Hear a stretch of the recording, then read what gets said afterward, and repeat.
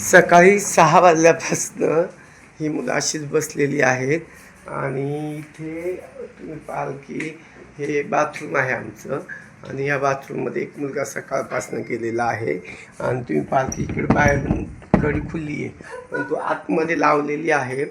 आमचा एक मुलगा जातो तिथे वाजवतो, ठकठक करतो आणि परत बाहेर येतो. आता हे खोलायचं कसं हा प्रश्न आहे. इथून मागून एक खिडकी आहे, त्या खिडकीतून आम्ही इकडे खिडकीतून बाहेरून असं बघितलं तर त्या खिडकीतून पाहिलं तर तो शांत उभा आहे, त्याला खिडकी खोलायला सांगतोय पण तो खिडकी खोलत नाही. तर अशा छोट्या छोट्या गोष्टींना दिव्यांग मुलांच्या बाबतीत रोज आपल्याला सामोरं जावं लागत असतं. आता बघूया तो दरवाजा खोलतोय का, कारण ही मुलं कितीतरी वेळ झालाय अंघोळीची बसलेली आहेत. प्रमोद गणबा हे पहा, अगदी ते पाणी उतरवून आम्ही तापून ठेवलेलं आहे पण हा काही दरवाजा उघडत नाही आहे. तर आता काय करायचं काही समजत नाही आहे. मामा तिकडून मागून जाऊन आवाज येतो का त्याला, त्या दुसऱ्या खिडकीतून? हा काय होतंय, पाऊस एवढं नाही ना बाळा, जाणार जाणं म्हणजे मग मी इकडून वाजवून आहे उघड लागतं. हे पहा त्याने उघडलेलं आहे असं वाटते.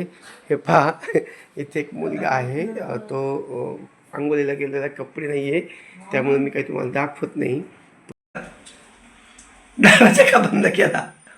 हा दरवाजा का उघडला नाही?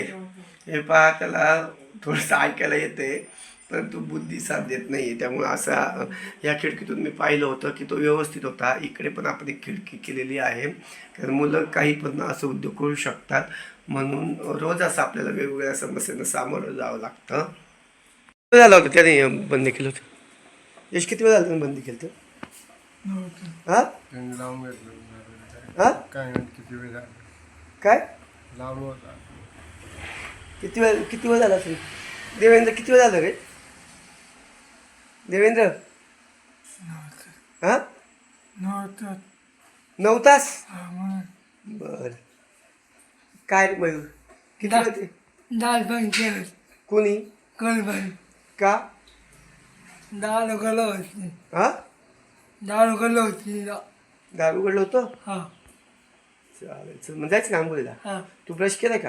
केलं काय खोटं बोलतो, ब्रश केला? चल ब्रश करून घे.